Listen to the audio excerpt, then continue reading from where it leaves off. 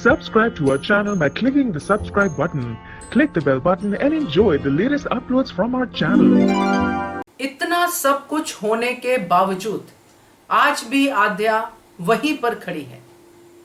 अनुज और अनुपमा को अपनी बेवली को बचाने के लिए खोजना होगा कोई नया तरीका। नमस्कार दोस्तों, स्वागत है आपका आपके अपने चैनल हंग्री स्पिरिट्स में। हंग्री स्पिरिट्स देख रहे सारे दर्शकों का मैं अंजू शर्मा दिल से स्वागत करती हूँ। आज जो कुछ भी आद्या ने कहा उसमें जरा सी भी रियलाइजेशन नहीं थी, जरा सा भी उसने अनुपमा और अनुज की बात को नहीं समझा।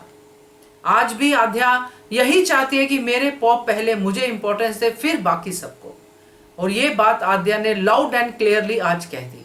और यही बातें आद्या पहले करती थी जब वो सिर्फ अनुज के साथ रहती थी और फिर श्रुति के साथ। तो ये देख के थोड़ा अफसोस भी हुआ और ये भी लगा कि अब अनुज और अनुपमा को कोई और तरीके से आद्या को समझाना होगा। ये तरीका जो सबके साथ है वो आद्या के साथ नहीं चलेगा।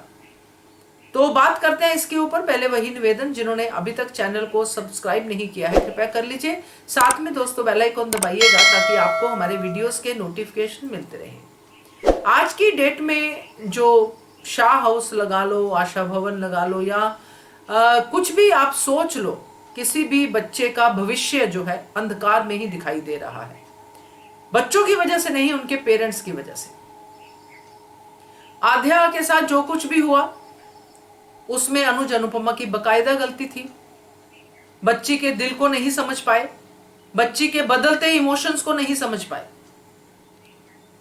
अनुपमा को सबकी पड़ी थी मगर अनुज को सिर्फ अनुपमा की पड़ी थी। जब समझ आया तो बहुत लेट हो गया। आद्या के मन में वो बातें बैठ गई और आद्या ने जिस तरह रिएक्ट किया वो तो और भी ज्यादा गलत हो गया, जो पहले भी किया, जो आज भी कर रही है। तो यहां पे जो आद्या तरीकों की बात कर रही है कि मेरा तरीका अलग है, मगर आपका तरीका अलग हो सकता है आद्या, मगर डिम्पी जैसा नहीं होना चाहिए। ये बात अनुपमा को कहनी चाहिए थी, क्योंकि अगर आप भी डिम्पी जैसा ही तरीका अपनाओगे तो फिर कैसे चलेगा। अनुपमा ने सही कहा आद्या को कि तुम बड़ों के पास आती, हमें कहती कि ये हो रहा है, और नंदिता अपनी आवाज खुद उठाती जो आज नंदिता ने उठाई। तो आद्या ये बातें नहीं समझी। आद्या वही सोच रही थी जो वो सोचना चाहती थी।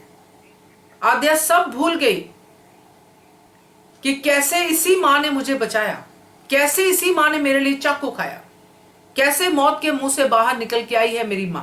ये सब बातें आद्या भूल जाती है जब आद्या को अपना ट्रॉमा होता है, जब आद्या अपने बारे में ही सिर्फ सोचती है कि मैं और मेरे मम्मी पापा, तब वो भूल जाती है कि मेरी मम्मी ने मेरे लिए कितना कुछ किया है।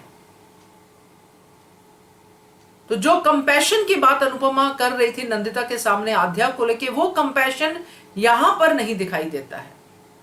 यहां पे एक पॉजेसिवनेस दिखाई देती है जो आद्या अपने पॉप के प्रति है, अपनी मां के प्रति है, कि मेरी मां सिर्फ मेरी होनी चाहिए, मेरे पॉप सिर्फ मेरे होने चाहिए।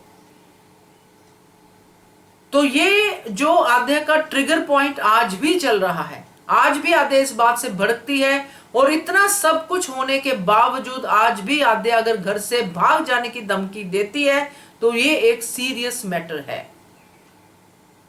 इसको लाइटली हैंडल करना नहीं चाहिए, क्योंकि आद्या को भी सबक सिखाना बहुत ही जरूरी है। जिस तरीके से आद्या समझे, ना कि ये तरीका जो तोशु के साथ है, ये तरीका जो पाखी के साथ है कि उनको थप्पड़ मारती हूं तो तुम्हें भी थप्पड़ मार सकती हूं। ये तरीका आद्या के साथ नहीं चलेगा। और अनुज का जो आद्या के प्रति प्यार है वो आद्या को नहीं भूलना चाहिए। अगर वो अपने पॉप की इस पागलपन की हालत को देख के रोती है कि मेरे पॉप का मेरे बिना क्या हाल हो गया था, तो उसको आज ये धमकी देनी नहीं चाहिए थी। तो अगर कल अनुज और अनुपमा की गलती थी तो आज आद्या की भी गलती है, मगर इस गलती को सुधारा जा सकता है क्योंकि आद्या बच्ची है और बच्ची को हैंडल करना अनुज अनुपमा को सीखना पड़ेगा। क्योंकि जैसे मैंने अपने वीडियो के शुरू में कहा कि हर बच्चा दुखी है। यहाँ पे परसों परी की बात हो रही थी, परी डिप्रेशन में जा रही है, आद्या तो चली रही है इस उस पूरे के पूरे उसमें सब लोग उसको टारगेट कर रहे हैं, शाह हाउस वाले, और आज अंश भी जार जार रोया, बहुत रोना आया अंश की बातों से। तो ये जो बच्चों के साथ हो रहा है ये तो गलत ही हो रहा है। तो यहां पे जो आज हुआ है ये सच में आध्या को सोचना चाहिए, क्योंकि आध्या बाकी बच्चों से थोड़ी बड़ी है। अगर कंपैशन अनुपमा आध्या में देखती है कि मेरी बेटी पे मुझे गर्व है, तो उस गर्व को कायम रखने के लिए उसको सही राह दिखानी चाहिए आध्या के तरीके से, जिससे कि वो समझे। अब डिम्पी जो कर रही है, डिम्पी को हम बाद में डिस्कस करेंगे, मगर आध्या ने जो किया ये सब होने के बाद, जो अनुपमा ने कहा वो बहुत सही कहा कि रिएक्शन एकदम से मत दो। हर एक्शन का रिएक्शन होता है, मगर अगर कोई 10 तक भी गिनती कर ले गुस्से में बोलने से पहले तो बातें सुधर सकती हैं।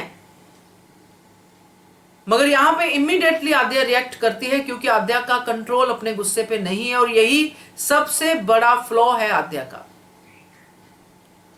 और यहीं पे इनको सबसे पहले काम करना चाहिए कि आध्या का गुस्सा, उसका एग्रेशन कैसे चैनलाइज किया जाए। नहीं तो आध्या सोना है, आध्या बहुत अच्छी है, जिस तरह से वो अंश को समझाती है बहुत अच्छे तरीके से समझाती है, फील करती है उसका पेन। तो अनुज अनुपमा को अपना तरीका बदलना होगा अगर आध्या को सही रास्ते पे लाना है। नहीं तो आध्या फिर से वही आध्या बनेगी, फिर से हमें वही ट्रैक दिखाई देगा जिसमें आध्या अनुपमा से नफरत करेगी, जो हम देखना नहीं चाहते हैं। क्या कहते हो आप इसके बारे में? कमेंट कीजिएगा। देखते रहिए channel hungry spirits. Thank you so much. Subscribe to our channel by clicking the subscribe button. Click the bell button and enjoy the latest uploads from our channel.